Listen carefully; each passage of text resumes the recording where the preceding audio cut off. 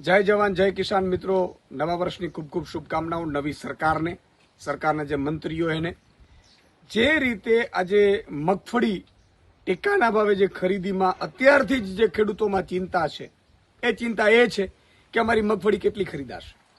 આમ તો મગફળી ખેડૂતોને જો લાભ આપવો જોઈએ સરકારે તો ખરેખર તો જે ખેડૂતને એક ખેડૂત દીઠ 90,000 રૂપિયોથી લાખ રૂપિયો આ મગફળી ટેકાના ભાવે ખરીદી કરવા જાય સરકારને ખર્ચ થાય છે એ ખેડૂત દીઠ એના ખાતામાં નાખી દેવો જોઈએ.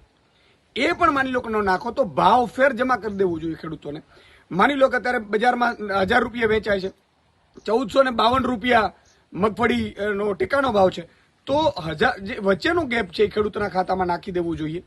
ત્રીજું કે એ પણ ન જો કરી શકે સરકાર, મેં સાંભળ્યું છે કે જેમ કરદા કરે છે એવી જ રીતે ભાજપના લાભાર્થીઓને ટેકાના ભાવે મગફળીઓ ખરીદીને કરોડો રૂપિયા કમાવાની જે ભાજપે ષડયંત્ર કર્યું છે ખેડૂતોને લૂંટવાનો, એટલા માટે એ ખરીદી કરશે તો એ લૂંટ ચલાવશે અને એટલા માટે લાભાર્થીઓની ગેંગ રહેશે, પછી એ ચૂંટણીઓમાં કામ કરશે. પણ એમાં પણ એવી અમારી માંગ છે કે આ વખતે મિનિમમ 250 મણથી એક ખેડૂતની મગફળી નીચે ખરીદે નહીં સરકાર. નવી સરકારને મારી વિનંતી છે કે 250 મણ મિનિમમ તમે ખરીદી કરજો. અત્યારે શું થઈ રહ્યું છે, અત્યારે વાત એવી વહેતી થઈ છે કે 70, 80 કે 90 મણ જ મગફળી ખરીદાશે. જો એટલી જ મગફળી ખરીદાશે તો બાકીની જે મગફળી ખેડૂતોના ખેતરમાં પડી છે એનું શું કરશે? એનો અર્થ થશે કે ખેડૂત પછી એમ ટેકાના ભાવે મગફળી વેચવા નહીં જાય, પછી એ વેપારીઓને આપી દેશે. તો ભાજપ એમાં પણ કરદા કરશે. કઈ રીતે કે ખેડૂતોની મગફળીઓ લઈ લેશે અને પછી અલગ અલગ ખાતા કરીને 70, 80 મણે પોતે 1,452 વેચશે, 1000 લઈને. તો આ રીતે ખેડૂતોને લૂંટવાનું બંધ કરે સરકાર.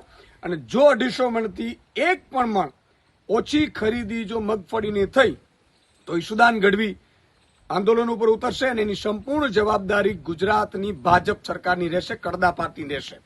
આજે મેં સાંભળ્યું છે કે નવા મુખ્યમંત્રી પણ અત્યારે, ભલે મુખ્યમંત્રી જ છો તમે, હવે એ જે મુખ્યમંત્રીને મારી વિનંતી છે કે અત્યારે બિલ્ડર હતા, તમે બધા બિલ્ડર ને વેપારીઓ છો, તમને કાંઈ ખેતીની ખબર નથી. અમારા ખેડૂતો સામે તો જુઓ, અમારા ખેડૂતો બિચારા ભોળા છે, તમે ભાજપ કરીને મત આપી દે છે. એ તો બિચારા ભોળા છે, ગામે ગામ 50-50 તમે રાખ્યા છે, એ બધા ભોળા છે. પણ એને લૂંટ છે, એને અત્યારે એના સંતાનોને ફી ભરવાના રૂપિયા નથી રહેતા. આ સ્થિતિ છે અત્યારે.